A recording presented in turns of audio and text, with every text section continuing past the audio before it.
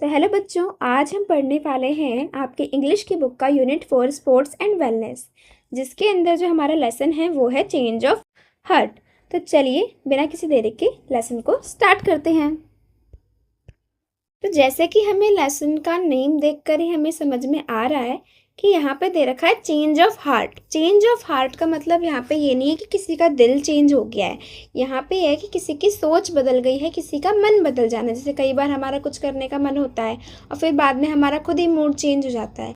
तो अब हम ये चैप्टर पढ़ के देखेंगे कि किसकी क्या सोच बदली है, किसका क्या मन बदला है। ठीक है, सबसे पहले हम चैप्टर स्टार्ट करने से पहले कुछ एक्टिविटीज़ दी गई हैं, उन सब पर एक बार फोकस कर लेते हैं। ठीक है, देखिए सबसे पहला क्वेश्चन यहाँ पर दिया गया है, विच गेम्स और स्पोर्ट्स डू यू प्ले, यानी कि आप कौन सा गेम या फिर स्पोर्ट्स खेलते हो। तो अब यहाँ पे आप कुछ भी जो भी आप खेलते हो वो यहाँ पे लिख सकते हो। ठीक है, जैसे कि आप बैडमिंटन खेलना पसंद करते हो या क्रिकेट खेलना पसंद करते हो, तो वो आपको इसके आंसर में लिखना है अपनी बुक में।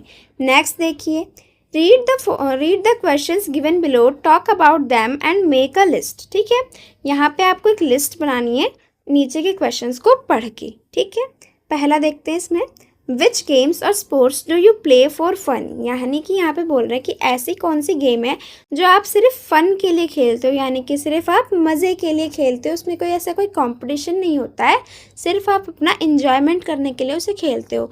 अब आप इसमें कुछ भी लिख सकते हो, जैसे कि hide and seek, ludo, chess, anything what you want. ठीक है, नेक्स्ट क्वेश्चन देख लेते हैं, विच गेम्स और sports do you play for competition, यानी कि अब ऐसे कौन कौन से गेम्स हैं जिनका कंपटीशन होता है। ठीक है, जो कि बड़े बड़े कंपटीशन के लिए आप खेलते हो, जैसे कि खो खो, बैडमिंटन, क्रिकेट, आप इनमें से कुछ भी लिख सकते हो, या फिर इसके अलावा आप अगर कोई और गेम खेलते हो तो आप वो भी लिख सकते हो।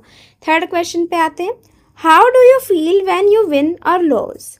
ठीक है, यहाँ पे ये पूछ रहे हैं कि आपको कैसा लगता है जब आप कोई गेम जीतते हो या फिर हारते हो। तो ऑब्वियस सी बात है, जब आप जीतेंगे तो आपको कैसा लगेगा, आप हैप्पी होगे, आप खुश होगे, और जब आप लूज़ करोगे यानी कि हार जाओगे तो फिर आपको कैसा लगेगा, थोड़ी सी सैडनेस आएगी, है ना, थोड़ा सा आप उदास हो जाओगे। क्यों? क्योंकि आप हार चुके होगे गेम में। नेक्स्ट देख लेते हैं, work in pairs and tick the correct meaning of the following. अब यहाँ पे कुछ टिक मार्क वाले क्वेश्चंस दे रखे हैं, चलिए अब उनको भी एक एक करके देख लेते हैं। फर्स्ट है फ्रेंडली मैचेस। फ्रेंडली मैचेस क्या होते हैं हमें वो बताना है फर्स्ट और सेकंड ऑप्शन को पढ़ के। ठीक है, फर्स्ट ऑप्शन है matches played to win a trophy, यानी कि ऐसे मैचेस जो कि ट्रॉफी जीतने के लिए खेले जाते हैं। क्या वो फ्रेंडली मैचेस होते हैं? मेरे हिसाब से तो नहीं होते हैं। सेकंड ऑप्शन एक बार चेक कर लेते हैं, मैचेस प्लेड विदाउट कंपटीशन, यानी कि ऐसे मैचेस जो बिना किसी कंपटीशन के सिर्फ अपने फ़न के लिए, एंजॉयमेंट के लिए खेले जाते हैं। ठीक है, तो मेरे हिसाब से इसका आंसर होगा सेकंड वाला। ठीक है, सेकंड देखिए, सेकंड क्वेश्चन, ओपोनेंट। ओपोनेंट कौन होता है? देखो, ओपोनेंट वैसे भी गेम में वो होता है जो हमारे सामने, हमारे खिलाफ उस गेम में पार्टिसिपेट करता है, जो हमारे खिलाफ उस अगेंस्ट जो खड़ा होकर गेम खेलता है। अब देखते हैं इसके option, someone who you compete with.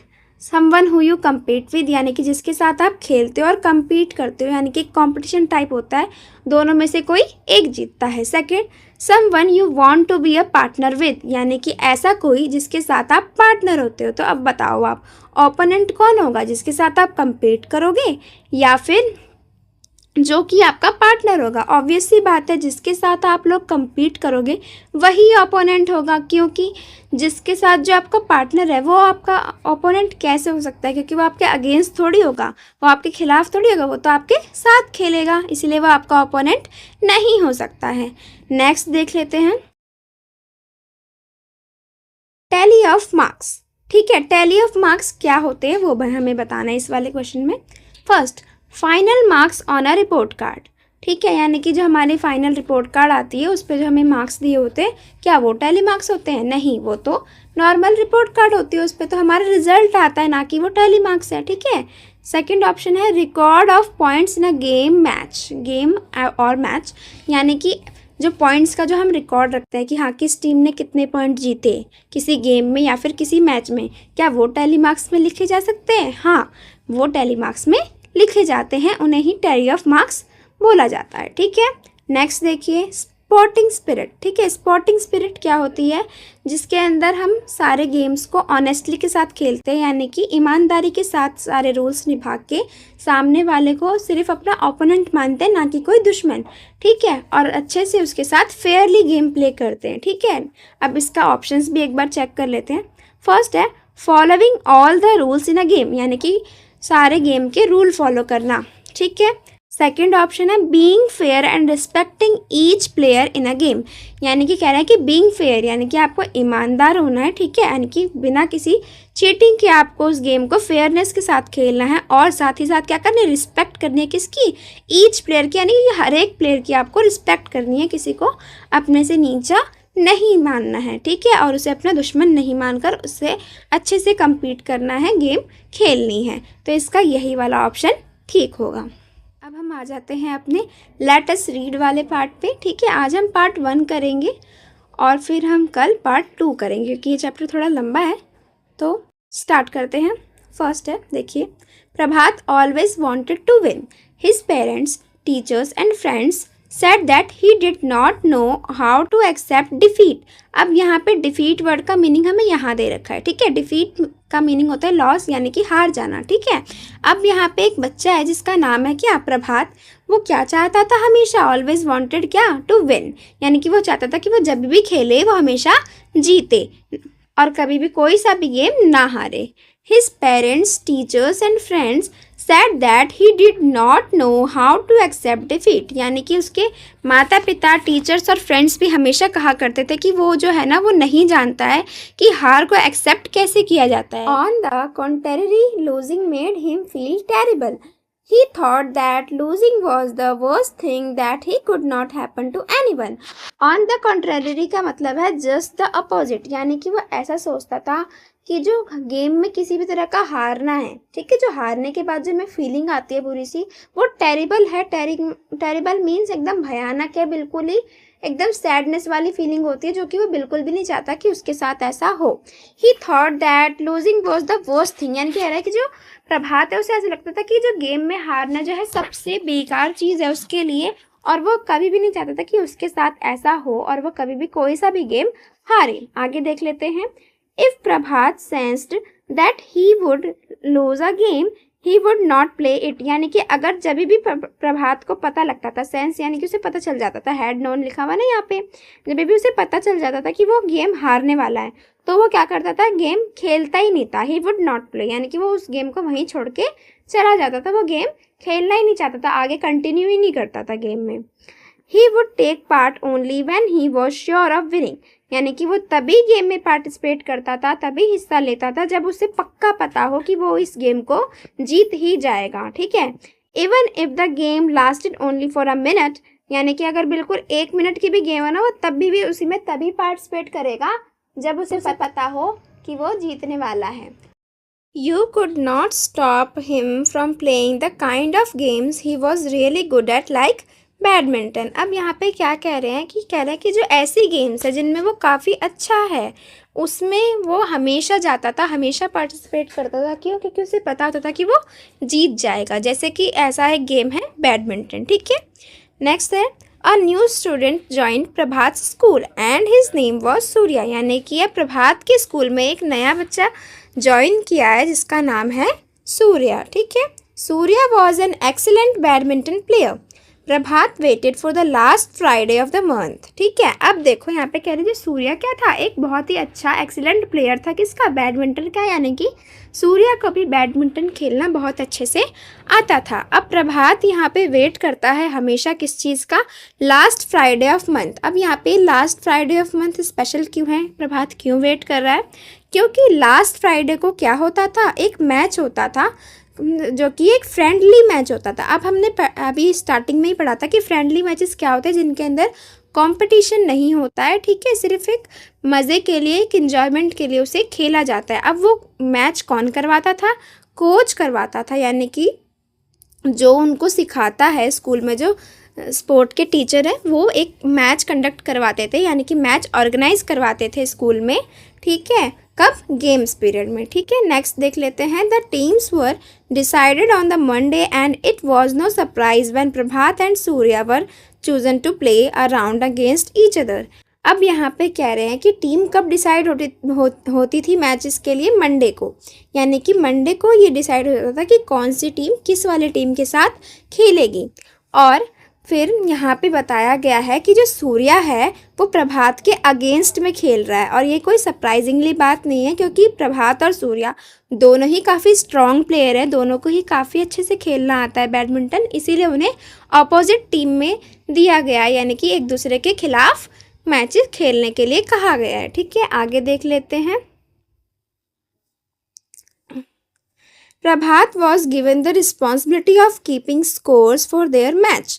On one hand, Prabhat prepared for the match with great seriousness. Surya, on the other hand, seemed relaxed, not taking the thing seriously at all। अब यहाँ पे आपको समझाया जा रहा है कि जो प्रभात है उसको जो है एक रिस्पॉन्सिबिलिटी दी गई थी keeping score of their match. यहाँ पे कह रहे हैं कि यानी कि जो स्कूल में जो वो मैच हो रहा है उसके अंदर किस टीम के कितने पॉइंट है, उस पॉइंट की लिस्ट बनाने की, उस पॉइंट का ध्यान रखने की किसको रिस्पॉन्सिबिलिटी दी गई थी, प्रभात को। अब यहाँ पे जो प्रभात है वो काफ़ी ज़्यादा अपनी प्रिपरेशन पे ध्यान दे रहा है, काफ़ी सीरियस है उस मैच को लेके, लेकिन वहीं जो दूसरी तरफ सूर्या है वो एकदम रिलैक्स्ड है और वो बिल्कुल भी सीरियस नहीं है। ठीक है, किसको लेके, इस मैच को लेके वो बिल्कुल एकदम रिलैक्स है और एकदम मज़े से वो मैच खेलने के लिए तैयार है। पर वहीं जो सूर्या है वो काफ़ी ज़्यादा प्रिपेयर कर रहा है और काफ़ी ज़्यादा सीरियस है। यहाँ पे एक लाइन रह गई है। He walked about the whole time smiling and cracking jokes about all sort of things, यानी कि जो सूर्या है वो हमेशा स्माइल करता रहता था, क्रैकिंग जोक्स यानी कि हमेशा जोक मारता रहता था अलग अलग चीज़ों पे, वो बिल्कुल भी सीरियस नहीं था। But on Friday at the badminton court Surya was a real phenomenon. अब यहाँ पे फिनोमिनन एक इंपॉर्टेंट वर्ड है, इसका मीनिंग यहाँ पे दिया गया है। फिनोमिनन का मीनिंग होता है someone who has special qualities, यानी कि जिसके अंदर बहुत ज़्यादा अच्छी अच्छी क्वालिटीज़ हो उसे बोला जाता है फिनोमिनन। अब यहाँ पे कह रहे हैं कि जो सूर्या था वो बिल्कुल भी सीरियस नहीं था मैच के लिए, बिल्कुल भी उसने प्रिपेयर भी नहीं किया था, हमेशा वो जोक्स क्रैक करता रहता था, स्माइल करता रहता था, है ना। पर लेकिन जब फ्राइडे आया और मैच कंडक्ट हुआ, मैच में उसने पार्टिसिपेट किया, तो वहाँ पे लोगों को क्या पता चला कि Surya was a real phenomenon, यानी कि सूर्या जो है सच में उसके पास स्पेशल क्वालिटीज़ है बैडमिंटन की, यानी कि वो बहुत ही ज़्यादा अच्छा प्लेयर है किसका, बैडमिंटन का।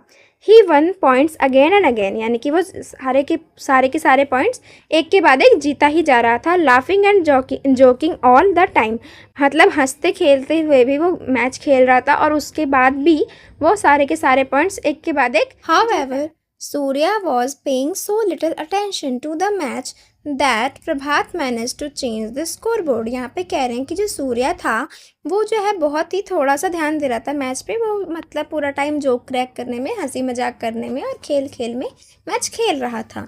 वहीं पे प्रभात ने क्या किया, जब उसका ध्यान इधर उधर था सूर्या का, तो उसने क्या किया, Prabhat manage to change the score board, यानी कि उसने स्कोर बोर्ड पे स्कोर्स को चेंज कर दिया।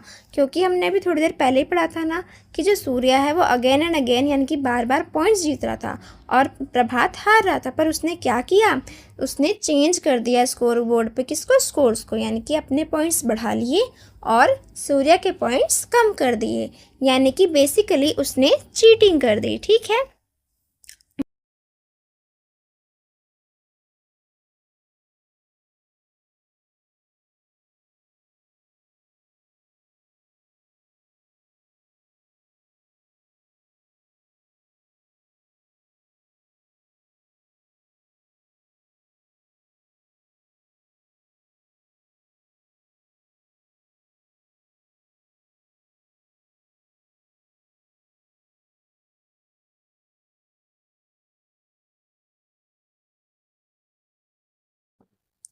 प्रभात manage to win by cheating, यानी कि हमने यही कहा है कि जो प्रभात है उसने स्कोर बोर्ड को चेंज करके क्या कर दिया, चीटिंग कर ली और वो जीत गया। ठीक है, मैनेज कर लिया किसको, अपनी जीत को, यानी कि वो जीत चुका है मैच चीटिंग करके। ठीक है, he made a big thing of his win, यानी कि फिर जब वो जीत गया है तो उसने अपनी इस जीत को बहुत बढ़ा चढ़ाकर लोगों को बताना स्टार्ट कर दिया कि देखो मैं जीत चुका हूँ मैच। अपनी तारीफ खुद से ही स्टार्ट कर दिया कि मैं कितना एक्सीलेंट प्लेयर हूँ, कितना स्ट्रॉन्ग प्लेयर हूँ, कि सूर्या जैसा प्लेयर भी मेरे आगे नहीं टिक पाया। But it did not matter to Surya, यानी कि जो सूर्या है उसको ये चीज़ बिल्कुल भी मैटर ही नहीं की, उसे इस चीज़ का कोई फ़र्क ही नहीं पड़ा कि कौन जीता और कौन हारा। ठीक है, उसने क्या कहा यहाँ, it's been fun we should play again and some other time said Surya. यहाँ पे सूर्या ने उससे कहा, क्या कहा है कि इट्स बीन फन, यानी कि तुम्हारे साथ खेलने में मुझे बहुत मज़ा आया, अब हमें कभी दोबारा भी खेलना चाहिए, कभी और, यानी कि अदर टाइम, यानी कि किसी और दिन भी तुम्हारे साथ मैं खेलना चाहूँगा और हमें खेलना चाहिए भी। ठीक है, क्योंकि ये गेम खेलने में उसे बहुत मज़ा आया। अब देखो फर्स्ट पार्ट तो ख़त्म हो गया। अब यहाँ पे देखो 4 क्वेश्चंस दिए गए हैं, वो डिस्कस कर लेते हैं एक बार। Let us discuss. फर्स्ट है ट्रू फॉल्स बताना है हमें कि ये लाइन ट्रू है या false. Prabhat would accept losing to anyone easily, यानी कि जो प्रभात था वह एक्सेप्ट कर लेता, यानी कि अपनी हार वह जल्दी से मान लेता था। तो क्या ये बात ट्रू है या फॉल्स है? सीधी सी बात है, ये बात 100% फॉल्स है, क्योंकि जो प्रभात था वो कभी भी अपनी लूजिंग एक्सेप्ट करता ही नहीं था, इसीलिए वो कई बार ऐसे गेम्स जिनमें वो श्योर ना हो वो खेलता भी नहीं था। ठीक है। सेकंड है what was special about the last Friday of each month. अब यानी कि हर महीने के लास्ट फ्राइडे में ऐसा क्या था स्पेशल जो कि प्रभात वेट करता था। हमने ये पढ़ा था क्योंकि उस दिन क्या होता था, एक मैच कंडक्ट करवाया जाता था, मैच ऑर्गेनाइज करवाया जाता था। कौन करवाता था वो मैच ऑर्गेनाइज? कोच करवाता था, जो कि एक फ्रेंडली मैच होता था। और कब करवाता था? गेम पीरियड्स में। ठीक है, तो ये भी आंसर आपको पता चल गया है। नेक्स्ट देखिए third, who was responsible for maintaining the score of the for the match, यानी कि स्कोर बोर्ड किसको मेंटेन करने के लिए दिया गया था? तो इसका आंसर होगा प्रभात। हमने पढ़ा था ना कि तभी तो उसने फिर चीटिंग कर ली ना स्कोर बोर्ड पे स्कोर्स चेंज करके, क्योंकि उसी की responsibility. Fourth, do you think Prabhat wish to play another match with Surya, why do you think so, यानी कि यहाँ पे कह रहे हैं कि क्या आपको लगता है कि जो प्रभात है वो दोबारा सूर्या के साथ मैच खेलना चाहेगा, क्यों और क्यों नहीं? यानी कि अगर वो खेलना चाहेगा तो बताना है कि क्यों, और अगर वो नहीं खेलना चाहेगा तो बताना है क्यों। इसका सिंपल सा आंसर है नो, बिकॉज ऐसा इसलिए होगा क्योंकि प्रभात जो है वो अपनी हार को एक्सेप्ट ही नहीं कर पाता था कभी भी, इसीलिए। और उसे ये भी पता चल चुका था कि जो सूर्या है वो काफ़ी उससे ज़्यादा स्ट्रॉन्ग प्लेयर है, एक्सीलेंट प्लेयर है। वर्ड में इस चैप्टर में एक वर्ड यूज़ हुआ था जो कि था फिनोमिनन, यानी कि जो सूर्या था वो एक फिनोमिनन प्लेयर है, इसीलिए जो है वो उसके साथ कभी भी मैच नहीं खेलना चाहेगा, क्योंकि वो जान चुका है कि अगर वो सूर्या के साथ मैच खेलेगा तो ऑब्वियस सी बात है वो नेक्स्ट टाइम भी हार जाएगा, उसे फिर से चीटिंग करनी पड़ेगी, वो तभी जीत सकता है। तो इसीलिए इसका आंसर होगा no, because he knew that Surya was the great player, that's why he definitely lose the match. ठीक है, अब नेक्स्ट पार्ट हम नेक्स्ट वीडियो में देखेंगे इस चैप्टर का। इसी के साथ आज की ये वीडियो यहीं ख़त्म होती है। अगर ये वीडियो अच्छी लगी हो तो लाइक करना ना भूलें। Thank you.